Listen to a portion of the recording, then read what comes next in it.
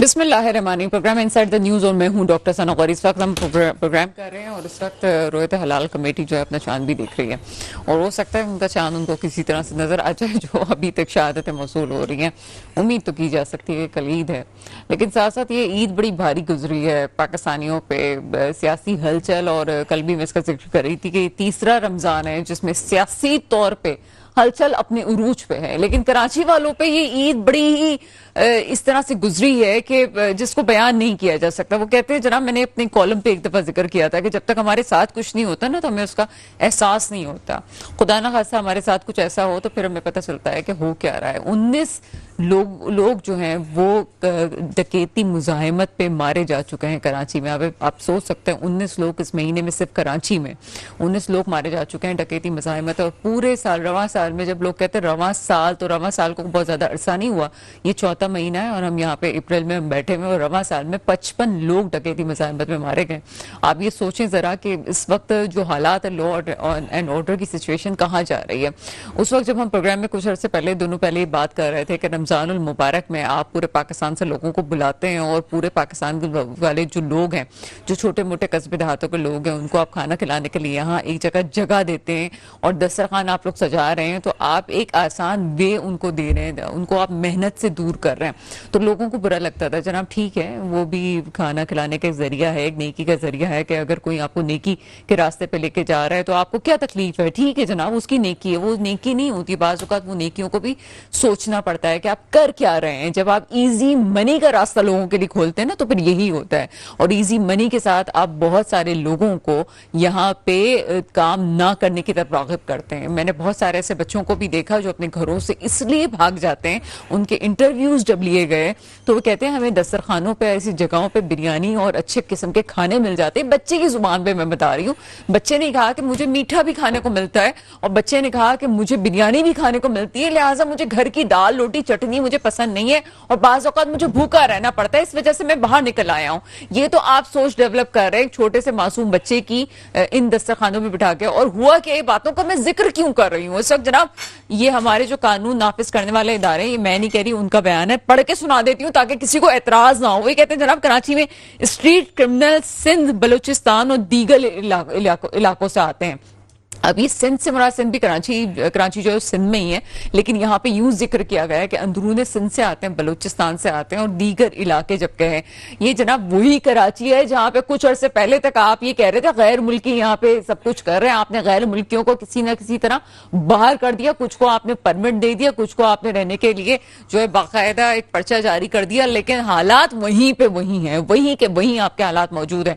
اور جو لوگ یہ کرائمز میں ملوث تھے، جو اسلحے کے کاروبار میں ملوث تھے، جو کہ مختلف قسم کی سمگلنگز میں ملوث تھے، وہ ابھی تک موجود ہیں. وہ نہ جانے کیوں نہیں گئے، لیکن وہ جو چھوٹے موٹے کاروبار کر رہے تھے، جو کہ روٹی کما رہے تھے، جو کہ گاڑیاں صاف کر رہے تھے، جو کہ مزدوریاں کر رہے تھے، ان سب کو آپ نے گاڑیاں بھر کے ملک سے باہر کر دیا کہ اکانومی پہ بوجھ. جناب میں مانتی ہوں اکانومی پہ بوجھ ہو سکتے ہیں، لیکن سوال یہ پیدا ہوتا ہے کہ آپ نے لا اینڈ آرڈر کی سچویشن بہتر کرنے کے لیے پاکستان میں کراچی جیسا وہ شہر جو کہ معاشی ہب ہے، جو کہ پورے سندھ کا 96% ریونیو جنریٹ کرتا ہے، جبکہ پورے پاکستان کا 65% ریونیو آپ کا جو ہے وہ کراچی جنریٹ کر رہا ہے، اس کے لیے کیا کیا.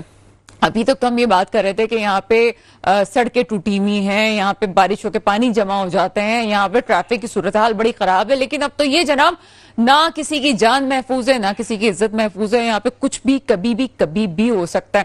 لیکن یہ وہی کراچی ہے کہ میں بھی پروگرام کرتی ہوں، پروگرام کر کے میں گاڑی چلا کے مجھے گھر پہ جاتی ہوں، بعض اوقات ہم بہت لیٹ ہو جاتے ہیں، لیکن اس کے باوجود بھی یہاں پہ خواتین کی سب سے زیادہ عزت احترام میں نے اسی شہر میں دیکھا ہے کہ ہوتا ہے. نیگیٹو چیزیں بھی اپنی جگہ، پازیٹیو چیزیں بھی اپنی جگہ ہیں، لیکن خواتین والا موضوع میں نے اس لیے خاص طور پہ کہا کہ کراچی والے لوگ وہ لوگ ہیں جو کہ امن چاہتے ہیں، جو کہ عزت چاہتے ہیں، جو کہ عزت کرنا چاہتے ہیں. مسئلہ صرف یہ ہے کہ آپ جو باہر والوں کو بلا کے یہاں پہ خاص طور پہ ان کو پتا ہے کہ یہاں پہ راستہ ایزی منی کا ہے، آپ دے رہے ہیں تو آ رہے ہیں نا، آپ نہیں دیں گے تو وہ کیسے آئیں گے. یہ سوچنے والی بات ہے. تمام چیزوں کی سیاست ہے آپ کی پورے ملک میں ہوتی رہیں گی. انٹروڈکٹری پارٹ بڑا طویل ہو رہے ہیں, لیکن مجھے کہنا ضروری ہے, آپ پورے پاکستان کا خیال کرتے ہوئے آپ نے بڑی سیاستیں کھیل رہی ہیں یہاں پہ, جو سندھ میں دو جماعتیں اپنے آپ کو اسٹیک ہولڈر کہتی ہیں, پیپلز پارٹی اور ایم کیو ایم, دونوں کا تو یہی نہیں پتا چل رہا کہ سندھ میں اگر یہ دونوں پارٹیز موجود ہیں, اسٹیک ہولڈرز اپنے آپ کو کہتی ہیں, تو کراچی کو بنانے میں حصہ ڈالے گا کون آخرکار, یہ مجھے کوئی بتا دے. اور یہ سوال میں شاید یہ 30 پروگرام میرے ہو چکے ہیں, اس میں میرا ایک ہی کوسچن جب یہ رہنما آتے ہیں تو میں پوچھتی ہوں کہ کراچی کو ٹھیک کون کرے گا, یہ پیپلز پارٹی کرے گی یا یہ ایم کیو ایم کرے گی, جو کہ ری یونین کر کے ہمارے سامنے آئی ہیں. اور مزے کی بات یہ ہے کہ چاہے ایم کیو ایم جتنا بھی رو لے, یہ وہی ایم کیو ایم ہے جو اتنے مسائل کے باوجود بھی کسی نہ کسی طرح کوئی نہ کوئی وزارت لے کے کراچی میں موجود ضرور رہی ہے, اور یہ وہی پیپلز پارٹی ہے جو 15 سالوں سے یہاں پہ برسر اقتدار رہی. اور اس کے علاوہ بھی سندھ تو ویسے بھی پیپلز پارٹی کا, وہ کس نے کیوں نوازا, کس کی کیوں جو ہے وہ اس کا خمیازہ بھگتنے کے لیے سندھ کو پیپلز پارٹی کو دے دیا گیا, اور یہ سب کچھ چیزیں ہو رہی ہیں. ایم سوری ٹو سے حالات بہتر ہونے نہیں, لے دے کے آپ نے تبدیلی سرکار جو ہے آپ جس کو آپ کہتے ہیں جناب, وہ اگر ہوتے تو بالکل ٹھیک ہوتے. تو میں آپ کو بتا دوں اس دور میں بھی کراچی کے لیے کسی نے کچھ سوچا تھا نہیں کہ کچھ ہو جاتا. پرویز مشرف صاحب جن پہ بہت تنقید ہوتی ہے, اور مصطفیٰ کمال صاحب جن کے بارے میں کہا جاتا ہے ایم کیو ایم کے حوالے سے کافی باتیں کر رہے ہیں بڑھ چڑھ کے, لیکن حقیقت یہ ہے کہ پرویز مشرف صاحب نے یہاں کے لیے بجٹ دیا تھا تو کام ہوا تھا. سر پہ ہوتا ہے نا کہ سارے سر پر ڈنڈا ہوتا ہے کسی کا, اور کہا جاتا ہے جناب کام کرو, تو وہ کام کرنے والے کی آواز موجود تھی جس کی وجہ سے کام ہوا تھا. ورنہ میں نہیں سمجھتی کہ آپ کسی کو یہ کریڈٹ دے سکتے ہیں کہ کراچی میں کسی نے کام کیا. نعمت اللہ خان صاحب بھی تھے, اس کے علاوہ تمام پروجیکٹس میں یہی ہوتا ہے کہ فلاں یہ کہتا ہے کہ میں آیا تھا فلاں اور اس نے یہ پروجیکٹ کمپلیٹ کیا جبکہ میں یہ کام کر رہا تھا. یہ بھی بڑی اچھمبے کی بات ہے. اس کو کر کے میں آگے اپنے گیسٹ کی طرف جاؤں گی کہ کسی بھی ملک کی ترقی کے لیے, میں صرف کراچی کی بات نہیں کر رہی, انٹرنیشنلی بات کر رہی ہوں, ملکوں کو بنانے کے لیے بات کر رہی ہوں, کسی بھی ملک کی ترقی کے لیے, ڈیولپمنٹ کے لیے ضروری ہے کہ 50 سال کے منصوبے ہوتے ہیں. چلے جناب 50 سال چھوڑ دیں, 25 سال کے منصوبے کر لیں, 25 سال چھوڑ دیں, 10 سال کے منصوبے کر دیں. آپ کی تو 3 سال کی حکومتیں نہیں ٹکنی ہوتی, اور حکومتیں ٹک بھی جائیں 5 سال کی, تو آپ کا تو یہ نہیں ہوتا کہ آپ جی پلاننگ کر لیں, آپ کو تختیاں لگانے کا شوق ہوتا ہے, بجٹ گیا سارا باڑ میں, کوئی ڈیولپمنٹ کی بات نہیں ہونے والی. یہ عید کی جو گہما گہمی ہے اس میں دکھ سب بھول چکے ہیں, اپنی شاپنگز میں مصروف ہیں, اپنے کام میں مصروف ہیں. یقین مانیے کہ اگر یہی حالات رہے نا تو عید کے بعد لگ پتہ جائے گا کہ جو اس طرح سے ڈکیتیاں ہو رہی ہیں, جس طرح سے یہ لوگوں کو مارا جا رہا ہے. جناب تمام موضوعات پہ بات کریں گے. میرے ساتھ اس وقت موجود ہیں ندیم باقی مولوی صاحب, آپ تجزیہ کار ہیں, اس پروگرام میں آپ کو ویلکم کرتے ہیں. بہت شکریہ جی. اور مجھے کچھ دیر میں مسرت نیازی صاحبہ جوائن کریں گی, پیپلز پارٹی سے آپ کا تعلق ہے. ندیم باقی مولوی صاحب, انٹروڈکٹری پارٹ آپ نے سنا, کیا کہیں گے؟ سب سے پہلے تو میں ان ماؤں کو سلام پیش کروں گا جن کے بچے شہید ہوئے ہیں. یہ جو گن سنیچنگ میں لوگ کہتے ہیں مارے گئے, میں کہتا ہوں شہید ہوتے ہیں. ٹھیک ہے, تو ان کی ماؤں کو میرا سلام ہے. اور میں یہی بات کروں گا کہ اپنا درد سمجھنے والے شہر کے اندر کتنے ہیں.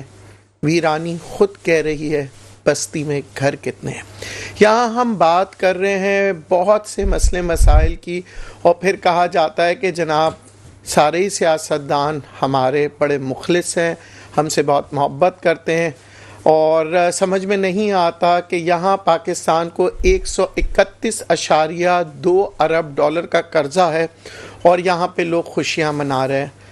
دنیا بھر میں یہ افسوس کہا جاتا ہے کہ جناب یہ قرضے جب لیتے ہیں تو پریشان ہوتے ہیں, سٹاک مارکیٹس گر جاتی ہے کہ بھائی ہم یہ قرضے ادا کیسے کریں گے. مگر یہاں میں نے الٹا ہی دیکھا ہے, یہاں سٹاک مارکیٹ بھی اوپر جا رہی ہے, لوگ خوشیاں بھی منا رہے ہیں, اور لوگوں کا غم بھول جاتے ہیں. لوگ کہتے ہیں جناب ادھر سنیچنگ میں مارا گیا, ہم تو محفوظ ہے. افسوس. پھر اس کے بعد ہم بات کرتے ہیں فلسطین کی, ہم بات کرتے ہیں مختلف ممالک کی. چلیں دنیا بھر میں حالات برے ہوتے ہیں, مگر کیا ہم آنے والے دنوں میں بہتری کی طرف جا رہے ہیں, یہ ایک سوال ہے حکومت کے لیے. دوسری جانب میں یہ کہوں گا کہ یہاں مہنگائی کا جو طوفان ہے وہ رکتے ہوئے نظر نہیں آ رہا ہے. یہ شروع ہوتا ہے اس کی کہانی سن 2016 سے, جب ڈالر آپ کا 100 اور 110 روپے کا تھا. پھر یہ تیزی کے ساتھ عمران خان صاحب کے دور میں 180 اور 200 روپے تک چلے جاتا ہے. پھر پی ڈی ایم کے دور میں یہ 307 روپے کا جاتا ہے. پھر عارضی حکومت آتی ہے، دوبارہ سے 260 اور 270 میں دیکھا جاتا ہے، اور پھر آج ہم یہی دیکھ رہے ہیں 280، اور پھر دوبارہ سے ایسا لگ رہا ہے کہ 300 کی طرف جائے گا۔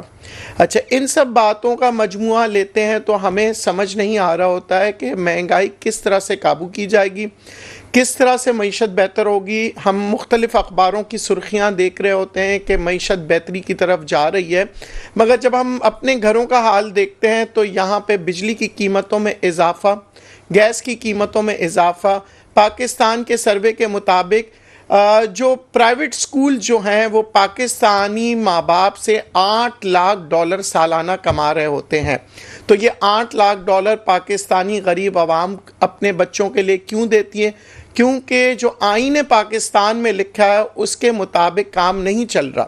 آئین پاکستان صاف صاف کہتا ہے کہ جناب بچوں کی مفت تعلیم فراہم کرے گی حکومت اور معیاری تعلیم ہوگی۔ اگر یہ $8 لاکھ بھی عوام کے بچ جاتے ہیں اور اچھی تعلیم ملتی ہے حکومت کی طرف سے، پھر بھی بہت اچھا ہوگا۔ اس کے علاوہ اگر ہم ایک نظر ڈالتے ہیں جرمنی اور مختلف ممالک کی طرف، وہاں پہ سبسڈی جو ہے عوام کو دی جاتی ہے، بڑے بڑے سندوں کو، اداروں کو اس وقت دیتے ہیں جب اس کا فائدہ عوام پہ پہنچتا ہے۔ جرمنی کی میں اس لیے مثال دے رہا ہوں کہ وہاں پہ اگر آپ سولر انرجی کی طرف، میں ایک انڈیویجول ہوں، میں جا کے اگر $1 لاکھ کا سولر انرجی کا لگاتا ہوں اپنے گھر میں تو $40,000 حکومت واپس مجھے دیتی ہے۔ تو یہی میں ایک مطالبہ ہے، ایک ریکویسٹ ہے حکومت سے۔ پاکستان میں ہم روتے رہتے ہیں کہ جی ہمارے ریزروز ختم ہو رہے ہیں، ہمارا سب سے بڑا امپورٹ آئل کا ہے، پھر ہم پولوشن کی باتیں کر رہے ہوتے ہیں، دنیا بھر میں لوگ کہتے ہیں گرین انرجی کے لیے لوگ پیسے دے رہے ہیں، تو ہماری حکومت کیوں نہیں جاتی دنیا کے پاس اور کہتی ہے جناب ہم گرین انرجی کی طرف جانا چاہتے ہیں، آپ ہماری عوام کو 40% سبسڈی دے دیں۔ 40% بھی اگر مجھ جیسے انسان کو دیں گے تو میں کہوں گا ٹھیک ہے بھائی سولر انرجی کی طرف چلے جاؤ، کیونکہ تنخواہیں اتنی محدود ہو گئی ہے کہ اخراجات جو ہے وہ بڑھتے ہوئے نظر آ رہے ہیں اور تنخواہ ہمیں بہت کم نظر آتی ہیں۔ پھر ہم بات کرتے ہیں بجلی کے بلوں کی۔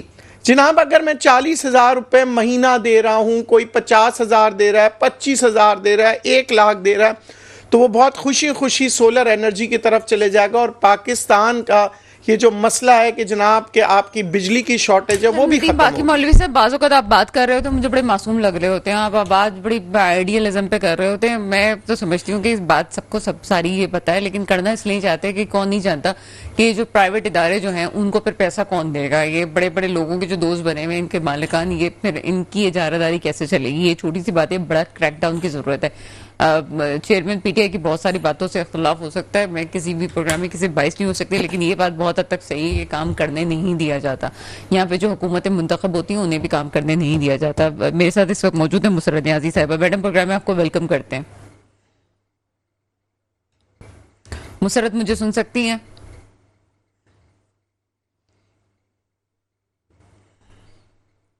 ٹھیک ہے، مسرت کو ابھی تھوڑی دیر میں واپس ابھی لائن میں کچھ پرابلم میں کرتے ہیں، لیکن مسئلہ صرف یہ ہے ندیم باقی مولوی صاحب، یہ چیزیں سب کو پتہ ہے کہ کیا ہو رہا ہے کیا نہیں ہو رہا ہے۔ میئر کراچی جو اس وقت مرتضی وہاب صاحب سندھ کے حکومت کے ترجمان مقرر ہو چکے ہیں۔ سندھ حکومت کے ترجمان تو مقرر ہو گئے کیونکہ پیپلز پارٹی جو ہے وہ سندھ میں اقتدار پہ ہے، لیکن اس کے باوجود بھی مجھے کراچی پہ لوکل سطح پہ کام ہوتا ہوا کہیں نظر نہیں آ رہا۔ کیا کہیں گے آپ؟ میں یہ کہوں گا کہ ان کو ذوالفقار علی بھٹو صاحب کی جو پالیسی تھی ان کے اوپر کام کرنا پڑے گا۔ اگر ہم تاریخ اٹھا کے دیکھیں، سب سے زیادہ یونیورسٹیز جو ہیں اور کالجز اور سکول جو تھے وہ ذوالفقار علی بھٹو صاحب کے دور میں ہوا، جب ہی لوگ کہتے تھے کہ چٹنی روٹی کھائیں گے بھٹو کو لے آئیں گے۔ کیوں تھا؟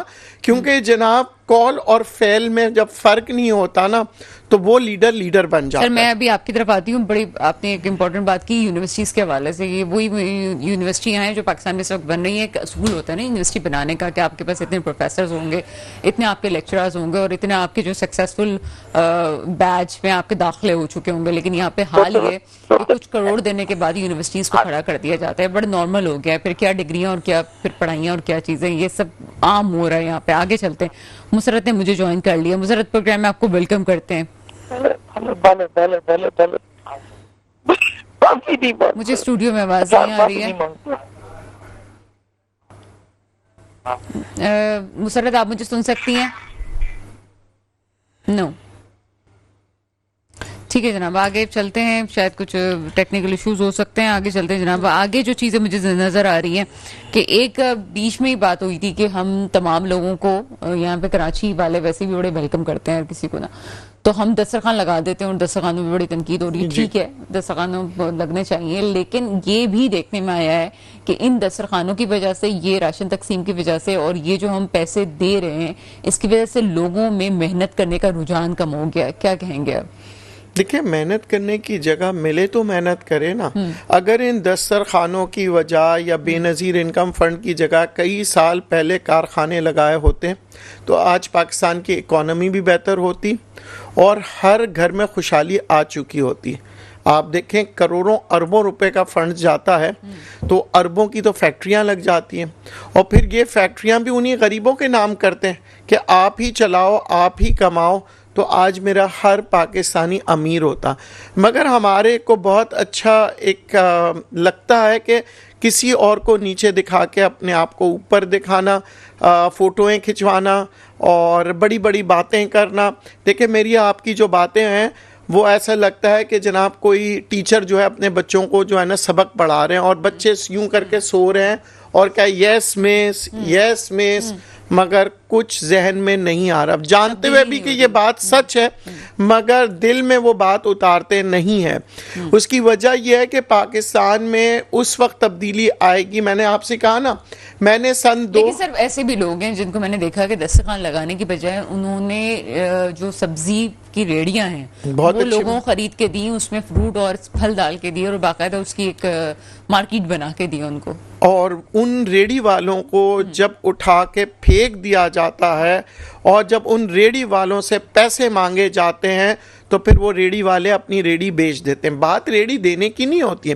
آپ کو یاد ہوگا ایک دور تھا دنیا بھر سے لوگ آتے تھے, اسی کراچی میں لوگ کہتے تھے سنڈے بازار جائیں گے. وہ جگہیں کیوں بند ہو گئی؟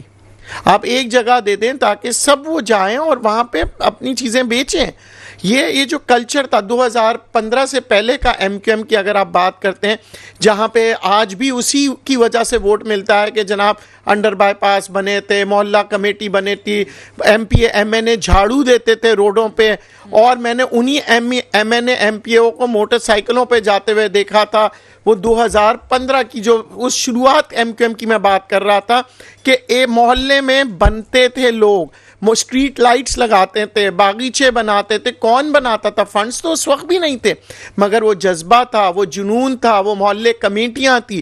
مگر انہی محلے کمیٹیوں کو جب ہم نے امپاور ہوتے ہوئے دیکھا تو ان میں سے کوئی پجیروں میں آج گھوم رہا ہے, تو کوئی لینڈ کروزر میں گھوم رہا ہے, کوئی بہت بڑا لیڈر بن چکا ہے. کسی بڑی گاڑی میں گھومنے سے میں نہیں سمجھتی, ٹھیک ہے بنے پرسیپشن ہے, آپ کمائیں, آپ کمائیں. جی میں تو کہتا ہوں ہر غریب آدمی کمائے, مگر دیکھیں جس عہدے پر آپ ہیں اس عہدے کے ساتھ انصاف کریں. بریک کے بعد مزید ان چیزوں پہ بات کرتے ہیں, کچھ باقاعدہ ایک سیاست پہ بھی آتے ہیں. بریک کے بعد آپ کے سامنے حاضر ہیں, بات ہو رہی مسائل کی اور مسائل کے ساتھ ان کو حل کرنے کی بات ہونی چاہیے, لیکن حل ہو نہیں رہے. الیکشنز کے بعد ہم یہ سمجھ رہے تھے کہ چیزیں مستحکم ہو جائیں گی اور اچھی پوزیشنز میں آ جائیں گی, لیکن نہ جانے کیوں تحریک انصاف ابھی بھی مستحکم ہونے کے باوجود بھی مستحکم پوزیشن میں شاید دوسروں کو نہیں لانے دینا چاہ رہی. یہ ایک پرسیپشن ہے یا واقعی ایسا ہو رہا ہے یا اس کے پیچھے کوئی اور بات ہے؟ پوچھ رہے تھے تحریک انصاف سے. مجھے سب جوائن کر چکے ہیں جاوید صدیقی صاحب, آپ کا تعلق تحریک انصاف سے. سر پروگرام میں آپ کو ویلکم کرتے ہیں. بہت شکریہ. جاوید صدیقی صاحب, کیا بھی حالات ہیں؟ آپ لوگوں کا احتجاج بھی مستقل جاری ہے. ابھی بھی میں دیکھ رہی تھی کہ ابھی آپ لوگ ایک ریلی کی تیاریاں کر رہے ہیں اس وقت موجودہ دور پہ, اور ماسک لگا کے, اور آپ کا ایک سلسلہ چل رہا ہے. یہ کیوں ہے؟ کیا آپ بتانا چاہتے ہیں اور اس کے مقاصد کیا ہیں؟ بسم اللہ الرحمن الرحیم. دیکھیں, کسی بھی ملک میں ایک اپوزیشن ہوتی ہے, ایک حکومت ہوتی ہے, اور حکومت کا کام اپنا ملک چلانا ہے اور اپوزیشن کا کام ان کی نشاندہی کرنا بہت سارے. اور آپ نے دیکھا اس وقت جو اپوزیشن بن رہی ہے, جو ایک تمام پارٹیوں کی جو اپوزیشن میں ہے, ان میں وہ وہی پارٹیاں شامل ہیں جو کسی وقت میں پی ٹی آئی پہ تنقید کرتی تھی. اب وہ بھی پی ٹی آئی کی اپوزیشن کا حصہ بنی ہے, ایک اپوزیشن گرینڈ اپوزیشن جسے بولتے ہیں نا. تو یہ تو ہر جمہوری ملک میں ہوتا ہے, احتجاج بھی ہوتا ہے مختلف. اچھا, اس وقت جو آپ دیکھ رہی ہیں وہ جو گزشتہ ایک سال سے پی ٹی آئی کو دیوار سے لگانے کی سازش کی جا رہی تھی, جو جس طرح اس کے خان صاحب کو پابند و سلاسل کیا ہوا ہے, اور اب ان کے بہت سارے مقدمات تو بے بنیاد ثابت ہو رہے ہیں. تو آپ کوئی بھی ہو, کسی بھی پارٹی کا لیڈر ہو, تو ظاہر سی بات ہے کہ وہ اس طرح کی چیزوں کو کنڈیم کرتے ہیں, ان کے خلاف احتجاج کرتے ہیں. اور ابھی بھی یہی ہو رہا ہے کہ اگر وہ ان کے اوپر کوئی ایسا کیس نہیں ہے تو ان کو باہر رہا کیا جائے تاکہ وہ اپنا ایک کردار ادا کریں. اب یہ عوام فیصلہ کرے گی کون صحیح ہے کون غلط ہے, اس کا فیصلہ عوام کیسے فیصلہ کرے گی؟ مجھے یہ بات نہ سمجھ سے باہر ہے آپ لوگوں کی کہ عوام کو جو فیصلہ کرنے کی ایک طاقت ہوتی ہے وہ ووٹ کی طاقت ہوتی ہے. اب ووٹ کی طاقت میں آپ نے دیکھا کہ اس نے اپنے ووٹ کی طاقت جو استعمال کی اس کا بھی کیا حشر ہوا, وہ بھی آپ نے دیکھا. چلے اب ہو گیا, اب آگے آپ کیا سمجھتے ہیں کہ یہ حکومت جائے گی؟ دیکھیں جب سے ہم نے ہوش سنبھالا ہے, یا آپ نے بھی آپ نے دیکھا ہوگا کہ اب یہ ہو گیا, اب آگے دیکھا جائے. اب یہ مطلب اگر آپ دیکھیں پہلے جب آپ نہیں یہاں پہ رک جائیں, یہاں پوز کر دیں. میں اس کو آج میں کلیئر کر دوں, آپ یہ چاہتے ہیں یہ ریڈیو ہم یہ نہیں چاہتے. ہم چاہتے ہیں کہ جس طرح جمہوری ملک چلتے ہیں, جس طرح جمہوری ملک میں عوامی فیصلوں کا احترام ہوتا ہے, اس طریقے سے پاکستان بھی, کیونکہ اسلامی جمہوریہ پاکستان ہے. مطلب کیا ہے اسلامی جمہوریہ پاکستان. تو جب یہ اسلامی جمہوریہ پاکستان ہے, اس میں اس کے بھی فیصلے اسی طرح ہونے چاہیے جو ایک جمہوری ملک میں ہوتے ہیں. اب مسئلہ یہ ہے کہ کچھ لوگ اپنے ذاتی نفع نقصان یا مفادات کے لیے فیصلے کرتے ہیں. اگر وہ فیصلے غلط ہوتے ہیں, ملک کو نقصان پہنچتا ہے. یہ آپ نے ایک تاریخ ہے پوری کہ وہ کہتے ہیں. میں ایک اناؤنسمنٹ کر دوں, مسرت مجھے جوائن کر چکی ہیں پیپلز پارٹی سے, آپ کی طرف واپس آ جاتے ہیں سر. لیکن ابھی آپ کی بات میں سمجھ گئی, بڑی آپ اچھی باتیں کر رہے ہیں, بڑی لاجیکل بات کر رہے ہیں, لیکن اس میں ایک اور مجھے لاجک منطق سمجھا دیں. ایک ہوتا ہے نظام قانون, ایک الیکشنز ہو چکے, آپ کے پی کے میں چلے گئے, بلوچستان اور سندھ ایک پارٹی کے پاس چلا گیا, سندھ جو پنجاب اور مرکز جو ایک پارٹی کے پاس چلا گیا. اب آپ مجھے بتائیں کہ کیا ہو سکتا ہے؟ آپ اس کو سمجھتے ہیں الیکشنز غلط ہوئے تو اس کے احتجاج میں نتائج کیا برآمد کرنا چاہتے ہیں؟ دیکھیں الیکشن ہو گئے جیسے کہ ابھی آپ نے کہا, وہ تو آپ اپنے دل پہ بھی ہاتھ رکھ کے اور یا کسی بھی ایک عام شہری کے سے پوچھیں گے تو وہ یہی کہے گا کہ یہ جو رزلٹ ہے یہ وہ رزلٹ نہیں ہے جو عوامی رزلٹ تھا. صحیح ہے, چلے ہو گئے, بن گئے اسمبلی. تو آپ کیا سمجھتے ہیں کہ پھر ان کے جو آپ آنے والے وقت کے جو فیصلے ہیں اس پہ کوئی کنڈیم بھی نہیں کیا جائے, کچھ احتجاج بھی نہیں کیا جائے؟ بالکل کیا جائے گا. تو پھر یہ تو وہی سیاست ہو گئی جو 75 سال سے سیاست چل رہی تھی کہ ایک فکس میچ ہوتا تھا. ہم نے وقتی طور پہ احتجاج کیا, اس احتجاج کا نتیجہ نہیں ہوا, پھر وہ حکومت اپنی چلتی رہی 5 سال اس نے, اور آنے والی گورنمنٹ نے کہا. نہیں سر, میں ان شارٹ یہی پوچھ رہی ہوں کہ کیا نتائج آپ برآمد کرنا چاہتے ہیں ان احتجاج کے ساتھ؟ ابھی آپ دیکھیں, ابھی تو خیر 2 مہینے ہوئے ہیں, ابھی جب بجٹ آئے گا اور اس میں جو شرائط IMF کی ہیں, جو بیرون ملک پاکستانی کے ریمیٹنس ہے, اس میں کیا آتا ہے. ابھی جیسے آپ دیکھیں گے عید کا موقع چل رہا ہے, آپ اس کے بعد جو شماریات کا ادارہ ہے وہ آپ کو بتائے گا کہ لوگوں کی استطاعت اور پرچیزنگ پاور بڑھی ہے یا کم ہوئی ہے, کیونکہ یہ تقریباً 3 سال سے ایک ہی سر میری بات کا ابھی بھی جواب نہیں مل رہا ہے. آپ کے احتجاج کے نتائج آپ حکومت سے یا ریاست سے کیا اخذ کرنا چاہتے ہیں؟ تحریک انصاف جو اس وقت احتجاج کر رہی ہے وہ اس کے آپ ایک ہوتا ہے کہ میں ایک کام کر رہی ہوں, ٹھیک ہے نا, میں اس پروگرام کا میرا نتیجہ یہ ہے, شروع میں پروگرام لے کے چلی کراچی کے بارے میں, تو میرا یہ ہے کہ میں اویئرنیس کے لیے پروگرام کروں, ٹھیک ہے نا.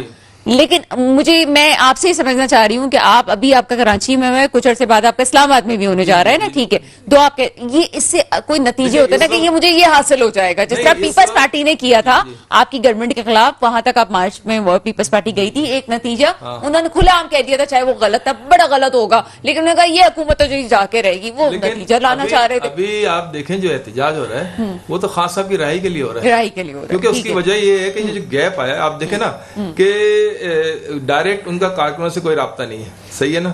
اچھا, اب ظاہر سی بات ہے, اب آپ نے الیکشن بھی کروا لیے, جیسے تیسے کروا لیے, نگراں گورنمنٹ نے جو کردار ادا کیا وہ بھی سب کے سامنے. صحیح ہے. اب مسئلہ ہے کہ لیڈرشپ اور کارکنوں میں ڈائریکٹ رابطہ ہو جائے, تو اس کے لیے جب تک خان صاحب رہا نہیں ہو جاتے, آپ دیکھیں اندر مختلف لوگ جاتے ہیں واپس آتے ہیں اور ایک کنفیوژن کا ماحول ہے. تو جب آپ یہ چاہتے ہیں آپ کا لیڈر آپ کے ساتھ ہو، تاکہ یہ جو کنفیوژن ہے یہ ختم ہو جائے. یہ کنفیوژن ختم ہو. مطلب ایک مثال ہے، میں اگر ثنا غوری کے پروگرام میں ہوں تو ثنا غوری مجھ سے سوال کرے، کہیں غیب سے آواز نہیں آئے کہ یہ ہو جائے، یہ کر دیں، یہ کر دیں. ٹھیک ہے، تو یعنی کہ وہ جو اطلاعات آ رہی ہیں، جو خبریں آ رہی ہیں کہ آپ کی پارٹی میں بھی دو رائے ایک سامنے لانے کی کوشش کی جا رہی ہے، جس طرح یہ آپ کی پارٹی پہ نہیں گزرا، کنفیوژن ہو رہی ہے. یہ آپ کی پارٹی پہ یہ وقت نہیں گزرا، یہ نون لیگ کے ساتھ بھی شین اور دوسرا جو سلسلہ چلتا رہا وہ بھی ہوتا رہا، اور یہ پیپلز پارٹی میں ابھی بھی ہم کہہ چکے ہیں کہ بلاول بھٹو زرداری صاحب الگ پیج پہ ہیں اور زرداری صاحب الگ پیج پہ. یہ تمام پارٹیز کے ساتھ ہوتا رہا ہے، جو آپ کی پارٹی کے ساتھ ابھی ہو رہا ہے کہ ایک جو کے پی کا لیڈر ہے وہ کچھ اور بات کر رہا ہے، کہیں اور کا لیڈر کوئی اور بات کر رہا ہے. تو آپ یہ چاہتے ہیں کہ آپ کا لیڈر جس کے خلاف آپ کے خیال میں بے بنیاد الزامات لگے ہیں اس کو رہا کیا جائے. نہیں، آپ جن پارٹیوں کی جو بات کر رہی ہیں نا وہ خاندانی ہے، وہ یا بلاول بھٹو نہیں، وہ لیڈرشپ نہیں ہے، یہ کارکنوں کا مطالبہ ہے. یہ وہاں تو وہ ان کے والد صاحب ہیں، وہ ان کے بیٹے ہیں، ادھر ان کے بھائی ہیں، ادھر ان کے دوسرے بھائی ہیں، وہ ایک خاندانی سیاست ہے. یہاں پہ کارکنوں کیا ہے کہ ہمیں ظاہر سی بات ہے مختلف لوگ مل کے آتے ہیں، اپنی رائے دیتے ہیں. اب ڈائریکٹ مجھے مسرت نیازی صاحب میں اس کے بار پر آپ غلط ہو جائے، ایک کنفیوژن دور ہو جائے. جو ایک کنفیوژن چل رہی ہے نا، جو ایک سازش چل رہی ہے کہ کوئی آیا، اس نے کچھ کہا، اس کو پھر کسی اور انداز میں بیان کیا. اب جب ڈائریکٹ رابطہ ہوگا تو پھر اس میں وہ کنفیوژن ختم ہو جائے گی. ٹھیک ہے، ویسے میں مسرت کے پاس جا رہی ہوں، لیکن اس سے پہلے ایک بات اسکرین پہ ضرور کرنا چاہوں گی. یہ جو تحریک انصاف میں کنفیوژن ہے اس کا خود ہی انہوں نے جو جاوید صدیقی صاحب ہیں انہوں نے خود ہی اس کا ذکر کر دیا کہ ہم یہ چاہتے ہیں جو کنفیوژن ہے وہ تو کنفیوژن سب سے پہلے اپنے کارکنوں میں ختم کرنی چاہیے. اگر وہ خاندانی سیاست والے لوگ ہیں تو وہ خاندانی سیاست والے لوگوں پہ الزامات ضرور لگتے ہیں، لیکن اگر یہ والی تو پھر خاندانی سیاست والی بات ہی نہیں ہے، اس میں تو باپ بیٹا اور بھائی بھائی ہیں، ان کے مسائل ہوتے ہیں. آگے چلتے ہیں. مسرت نیازی صاحب میرے ساتھ صاحبہ میرے ساتھ موجود ہیں. مسرت پروگرام میں آپ کو ویلکم کرتے ہیں. Thank you. مسرت رابطے آپ سے کب سے منقطع ہو رہے ہیں؟ شروع سے ہم آپ سے لینے کی کوشش کر رہے تھے کہ آپ سے بات ہو سکے، لیکن بات ہو نہیں سکی. تحریک انصاف کے احتجاج جاری ہیں، پہلے تو اس پہ کامنٹ کیجیے گا. یہ احتجاج کے نتائج یہ کہہ رہے ہیں کہ جی کنفیوژنز کریٹ ہو رہی ہیں اور ہم یہ چاہتے ہیں کہ ہمارے قائد کے خلاف جو بے بنیاد الزامات ہیں ان کو رہا کیا جائے، میرے قائد کو، اور باہر ان کو لایا جائے. کیا سمجھتی ہیں احتجاج کے حوالے سے، کیا کامنٹ کریں گے؟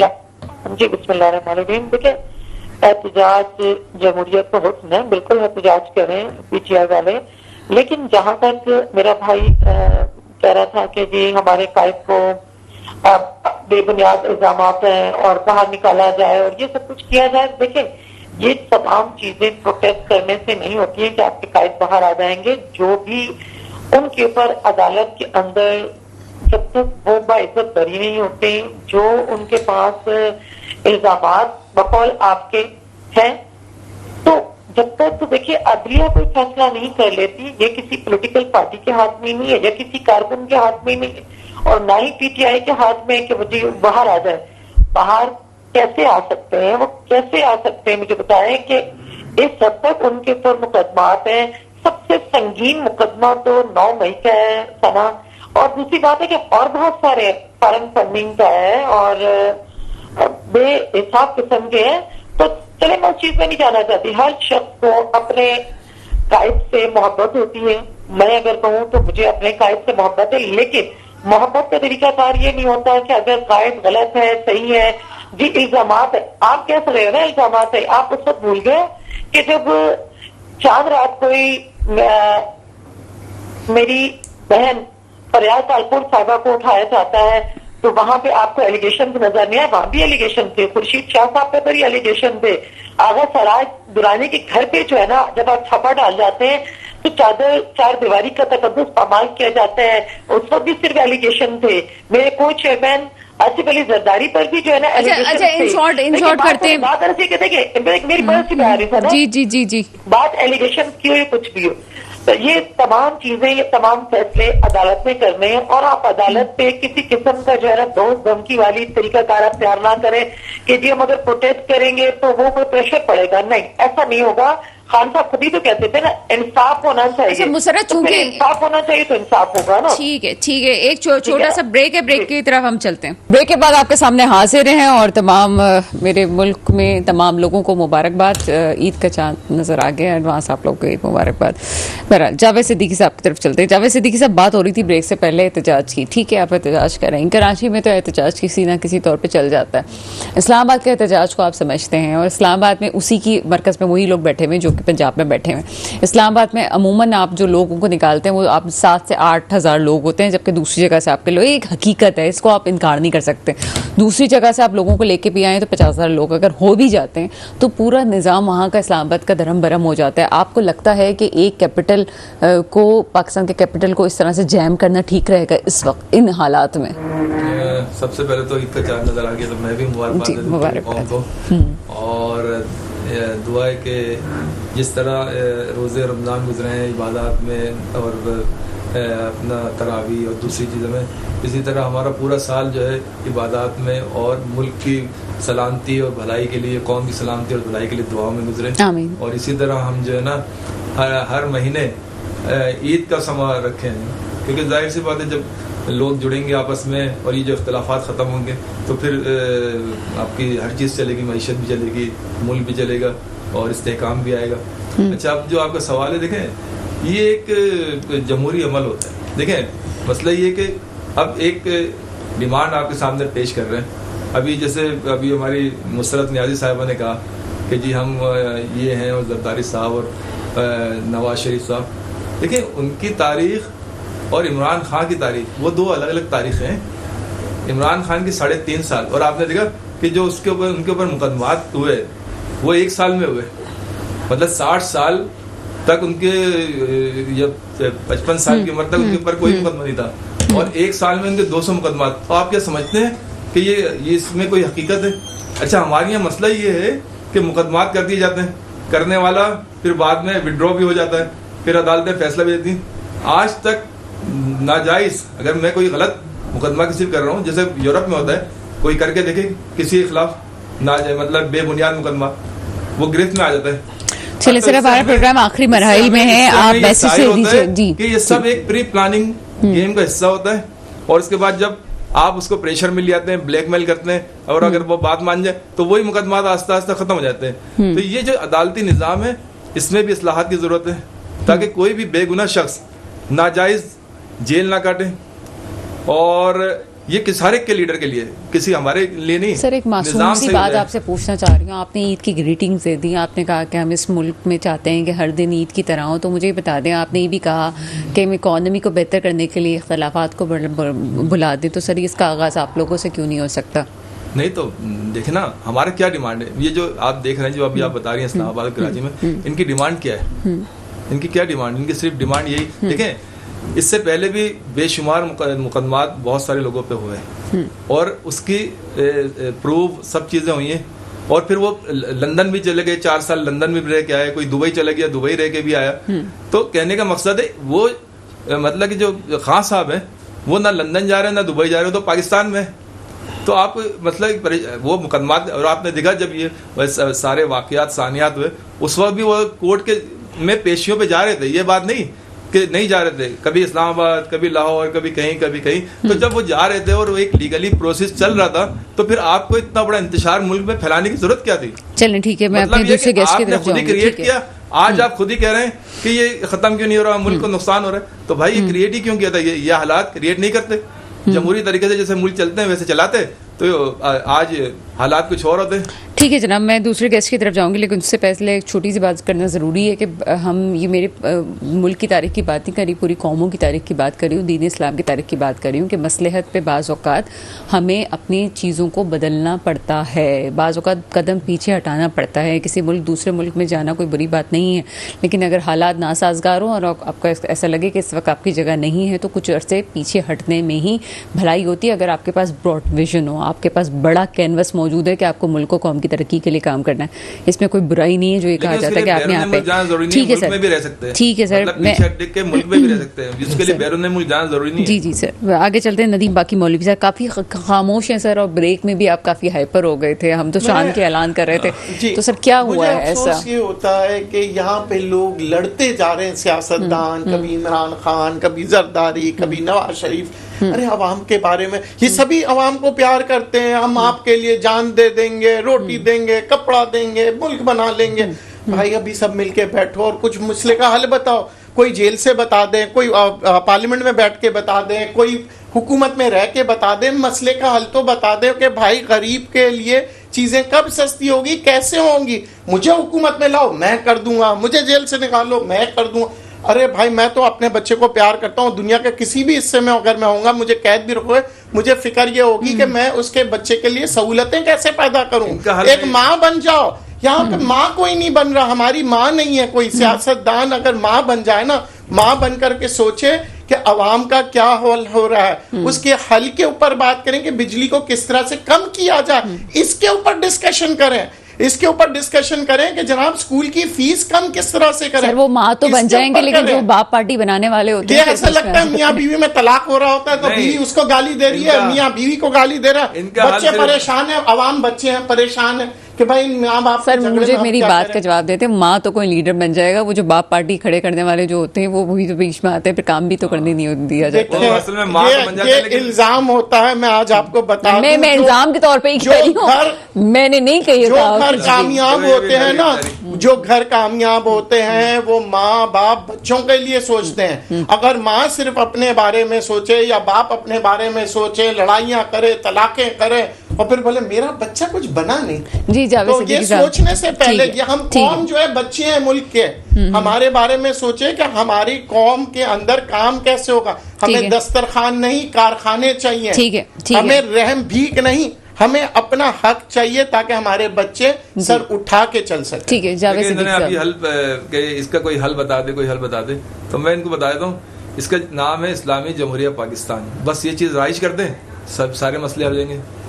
اگر جب تک آپ اپنی چند افراد اپنی مرضی مسلط کرتے رہیں گے تو اس کا کوئی حل نہیں ہے.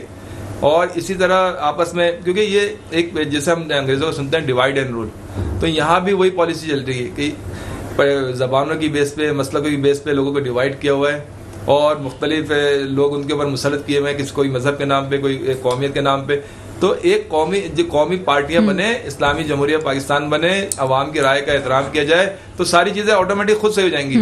اب آپ مطلب ان کی رائے کا احترام نہیں کریں, کوئی جمہوری جو طریقہ کار ہے وہ اپنائے نہیں, اور یہ پوچھتے رہیں کہ حل بتا دیں, حل بتا دیں. تو بھائی جو حل ہے تو وہ تو آپ چاہتے ہی نہیں ہے. ابھی آپ دیکھیں 2024 میں جو الیکشن ہوئے تھے, عوام نے ایک اپنی رائے دی, اس کا کیا حل ہوا؟ تو حل صرف یہ اسلامی جمہوریہ حل الیکشن ہر 2 مہینے بعد مرغے کی ایک ٹانگ. مجھے یہ بتائیے, امریکہ پاگل ہے, انگلینڈ پاگل ہے, انڈیا پاگل ہے, جاپان پاگل ہے جو الیکشن کرواتے ہیں اور عوامی رائے کو, اور آج وہ ملک کہاں کھڑے ہیں؟ وہ ہر 2 مہینے بعد عوام مانتی ہے الیکشن نہیں کروائے 2 مہینے بعد, آپ 5 سال بعد حکومت کروائے, 2 مہینے بعد نہیں کروائے, لیکن فیئر کروائے عوامی الیکشن کو چھوڑ دو. چند افراد ہیں وہ تو ریٹائر ہونے کے بعد بیرون ملک چلے جاتے ہیں. ملک میں میٹھا میٹھا میرا, کڑوا کڑوا تیرا, پھیلانے کے بعد میری تو بہت اچھا الیکشن. پنجاب کی حکومت میرے ہاتھ سے چلے جی, پنجاب برا, جس کو جو ملتا ہے وہ بولتا ہے کہ بھائی آپ چاہتے ہیں سارا. بھائی اگر آپ کے پاس کے پی کے, ارے آپ کے پی کے میں دھاندلی نہیں کروا سکے, اس کی وجہ یہ کہ کے پی کے میں. اچھا مجھے لگ رہا ہے کہ آپ لوگ دونوں الگ الگ ڈائریکشنز میں بات کریں, وہ کچھ اور بات کریں, آپ یہ رائے بھی پوچھ رہے ہیں, میں رائے بھی دے رہا ہوں, اس کو بھی نہیں مان رہے, کیسا تجزیہ کر رہے ہیں. آپ مجھے بتائیں, امریکہ آج سپر پاور ہے, وہاں پہ الیکشن ہوتے ہیں نہیں ہوتے؟ لندن میں الیکشن ہوتے ہیں, جاپان میں, بنگلہ دیش میں. مسئلہ کہ یہاں پہ الیکشن تو ہوتے ہیں لیکن اس کی رائے کی اہمیت نہیں ہوتی. آج آپ دیکھیں مودی صاحب, سر 2018 میں بھی اہمیت نہیں دی گئی. نہیں تو آپ شروع کریں نا, آپ صرف وہی کہتے رہیں گے 2071 کے الیکشن صحیح ہوئے تھے, اس کے بعد سے الیکشن صحیح, وہ بھی صحیح نہیں ہوئے. نہیں, ایک مثال دے رہا ہوں. تو کہنے کا مقصد یہ کہ آپ جب شروعات کریں گے جب ہوگا نا, جب آپ کریں گے نہیں, چند افراد بیٹھ کے فیصلہ کر لیں گے, آپ وزیر اعظم بن جائیں گے, آپ صدر بن جائیں گے, آپ وزیر بن جائیں گے, اور اس کے بعد بولیں گے اچھا اب یہ مسئلہ ہو گیا, تباہ ہو گئی, برباد ہو گئی اکانومی, اب آپ چھوڑیں, پرانا چھوڑیں, نیا دیکھیں. سر 40-50 سال سے جب سے بنگلہ دیش الگ ہوا ہے, آج آپ دیکھیں وہ بنگلہ دیش جس کے اوپر ہم نے پتہ نہیں بے شمار الزامات لگائے تھے, ان کو بوجھ بولا تھا, آج وہ کہاں کھڑا ہے؟ صرف جمہوری روایت کی وجہ سے. آج ہم وہ چیزیں سر چلیں مجھے پروگرام وائنڈ اپ کی طرف جانا ہے. اور جہاں تک بنگلہ دیش کی بات کی جائے, بنگلہ دیش بھی کوئی جمہوری تقاضوں پہ نہیں کھڑا ہوا. بنگلہ دیش میں بھی بڑی فلاز ہیں اور چیزیں چل رہی ہیں. مسئلہ یہ ہے کہ جب یہ کہا جاتا ہے کہ جی چیزیں بہتر کیسے ہوں گی, ایک ملک میں ایک اکانومی میں چیزیں بہتر ہونے کا صرف ایک ہی راستہ ہے کہ ملکوں کی اکانومی بہتر کی جائے. اس کے علاوہ آپ کے پاس ترقی کرنے کا قطعاً کوئی راستہ نہیں ہے. اور اس کے لیے حکیم محمد سعید صاحب یہ کہتے تھے فساد اخلاق یعنی کہ کرپشن. فساد اخلاق جب تک آپ نہیں ختم کریں گے, جب تک ملک میں کوئی بھی آپ سیاستدان لے کے آ جائیں, بڑے مخلص آپ ماں باپ جو بھی لے کے آ جائیں, فائدہ کچھ نہیں ہونا ہے. آپ کو سب سے پہلے کرپشن کو ختم کرنا ہے. لیکن کرپشن کی جڑوں کو کیسے ختم کیا جائے. دوسری ایک بات میرے بھائی نے کہی, کہنا ضروری ہے, کل عید ہے اور مجھے بہت ضروری ہے کہنا. یہ کہا جاتا ہے کہ ہمیں فرقوں اور زبان میں الجھایا جا رہا ہے. الجھانے والے پوری دنیا میں ہمیں الجھا ضرور ہیں, لیکن یہ مجھے پتہ ہے, میرا پاکستانی, میرے برابر میں رہنے والا کوئی شخص, ہم کبھی بھی نہ فرقوں میں الجھے نہ ہم زبانوں میں الجھے. میرے برابر میں کرسچن بھی رہے گا تو مجھے بہت اچھے سے رہنا ہے, کوئی اور فرقے کا رہے گا تو بہت اچھے سے رہنا ہے, ہندو بھی رہے گا تو ہم بہت اچھے سے رہتے ہیں. یہ میں پاکستانیوں کی خاصیت بتا رہی ہوں. ہم ایسے لوگ نہیں ہیں. باہر والے کچھ لوگ ایسے کر سکتے ہیں, صرف 5%. ہم نہیں فساد کر سکتے. ہم محنت کرنے والے لوگ ہیں. دعا وہی ہے جو ہمیشہ ہوتی ہے, میرے ملک میں وہ حکمران آئے جو واقعی میرے ملک کے مستقبل کی حفاظت کریں. اس کے ساتھ ہی پروگرام کا وقت ختم ہوتا ہے. مجھے اجازت دیجیے گا. خدا حافظ.